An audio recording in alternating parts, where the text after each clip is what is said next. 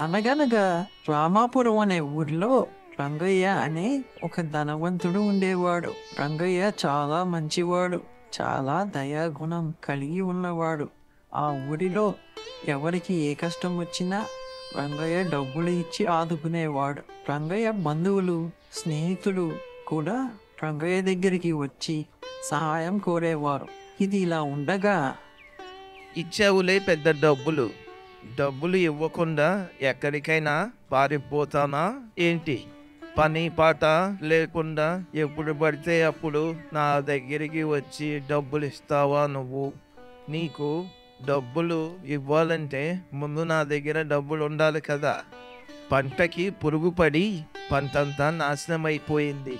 నీకు నేను డబ్బులు ఎక్కడి నుంచి తీసుకొచ్చి ఇవ్వమంటావు చెప్పు. నీకు ఆ మాత్రం జాగ్రత్త లేకపోతే ఎట్టాగా?